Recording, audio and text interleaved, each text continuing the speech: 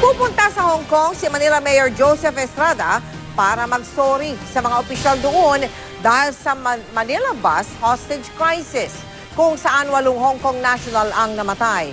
Pero wala pang katiyakan kung haharapin siya ng mga opisyal ng Hong Kong. Nakatutok si JP Soriano.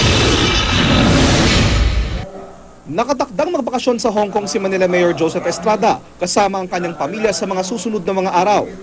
Pero bukod sa bakasyon, may pakay ding iba si ERA ang paghingi ng paumanhin sa Hong Kong para sa Manila bus hostage crisis. Well, hopefully, some of the officials of, I would say, if you'll ask me, we made the highest official there, the CEO of Hong Kong, probably given a chance. 8 Chinese na taga Hong Kong ang namatay matapos i-hostage ang bus na kanilang sinasakyan ng na-dismiss na pulis na si Rolando Mendoza noong August 2010 sa Luneta.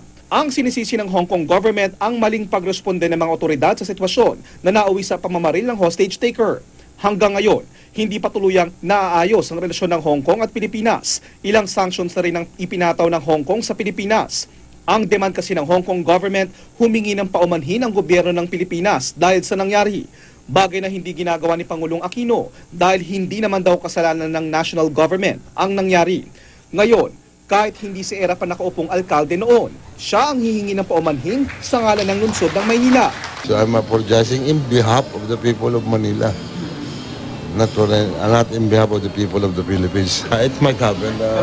I will be successful in convincing them that we are really very sorry for that unfortunate incident.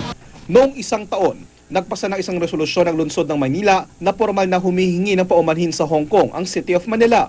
Personal itong dinala ni Manila Councilor Bernie Ang sa Hong Kong officials, pero wala pang naging malinaw na tugon ang Hong Kong noon. Ngayon, 50-50 pa raw ang tsansa kung makikipag-meeting naman ang mga opisyal ng Hong Kong. Someone is arranging, but there's no answer yet. But whether, no, even if there's no answer yet, I'll still proceed to Hong Kong. Are you leaving tomorrow? Are you leaving? No, not yet. So the day after tomorrow? JP Soriano, nakatutok, 24 oras.